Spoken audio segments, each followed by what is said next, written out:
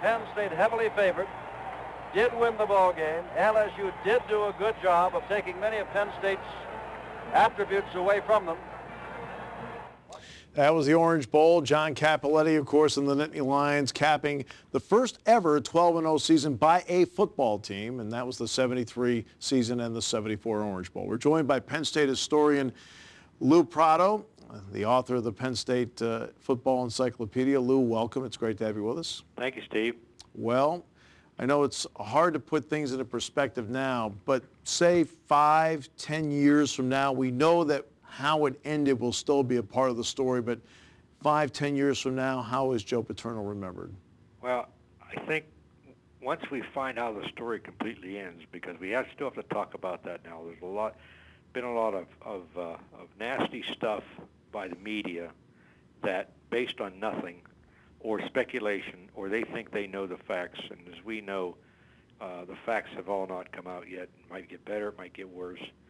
But no matter what's going to happen, that there will always be something involving, Joe's image, Joe's legacy. Just like the poor Woody Hayes when he punched a football player at Clemson during the Gator Bowl. He's now remembered for punching the player, not all his good stuff that he did. Right.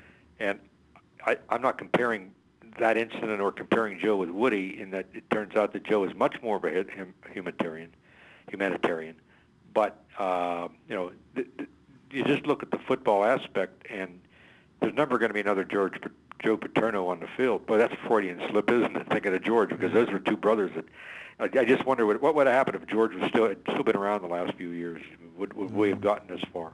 Right. But Joe Paterno is still going to be the all-time winningest coach in football at one school. I mean, there may be someone come around that maybe win more games in a total career, although I even doubt that.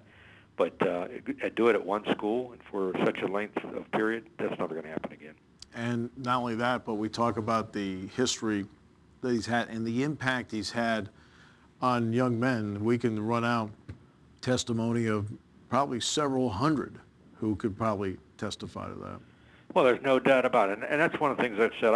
I've been interviewed on other shows and interviewed by some print media, and when I'm talking to some of my friends from Washington and New York who were in town on the story, or they've been sent by some of my friends to be in town on the story, I said, what you have to remember is you're talking about something that happened by one man, and then other people that may have got involved. But Joe Paterno has turned out hundreds of players who are doctors and lawyers and businessmen and financial wizards and politicians and a lot of great people out here. And you just go down the list, and they're being smeared by all this stuff too, and that's why we're all good people. We didn't do anything wrong, but and Joe, I always loved Joe's favorite saying when a lot of the players quoted this to me when I was doing some of those books. He said, "Hey Joe, weren't we the greatest team, the '73 team? No, hey Joe, '86, weren't we the greatest team?" And Joe would always say, I don't know, 12, 20 years from now, and what you're doing now, who's my greatest team is. I mean, it was a great line, it was a little of his pulling the chain of everybody, but it was basically true. He wanted everybody to turn out to be first-class citizens because that was what was more important than what happened on the football field. You, of course, a member of the media for many years, and you understand the mentality. When you watched the swarm descend upon State College and how this was handled, what ran through your mind? I've seen this over and over again play. Remember, I was in the TV news business and journalism business for teaching business for many years. I worked in Washington D.C. I never worked in New York, but I've seen it. But I've worked around the country. I've seen this all. It's worse now than it's ever been. The feeding frenzy. The sharks are out. They smell the blood. It reminds me. It's like a all those westerns I've watched, and I'm a big western fan, but there's always the mob who wants to come and hang the guy, hang the person, no matter what. There's some great movies have been on, not just what this reminds me of, except, this is all the television news people, or the radio people, or the columnists, and, it's hang them. And I've been in a media person for, most of my 74 years, and I have to tell you, I dislike the media so much right now. And I disliked them before this, and I even dislike them even more now. When you think about it, November 19th, 1949, Joe Bedank was the head coach at Penn State. That was the last time that Joe Paterno was not a member of the Penn State staff for a Penn State football game. Can you put into context what we are seeing right now? Well, the first thing I'll say is, Steve, you weren't even born then, were you? No, I was not. No. And I was just a tyke, you know. That's right. I was 12 years old, I guess. Right.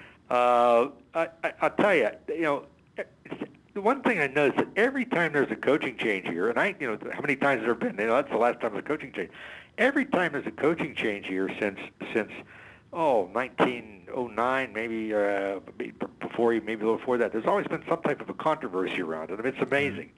And all sorts of politics around it, and that's amazing. But, you know, when you think that one man had been on this staff for all these years and part of the coaching staff, and in fact, you know, when he got the job as the head coach, there were a lot of people who thought he was a little too old, you know, because it's a younger man's game. Right. But of course, we all, as we know, culture has changed. You know, the rate of how long you live has progressed as medicine, and you know, and all the progress has happened. And to have the man go to 84 years old, even though all the criticisms he's had that, you know, he should retire. They've been talking about him retiring back in 1988. Remember when he had that bad season? Some people came after him. I mean, it's amazing about all this. It really is. Yeah, it really is indeed. Quick 20-second soundbite. Your greatest memory.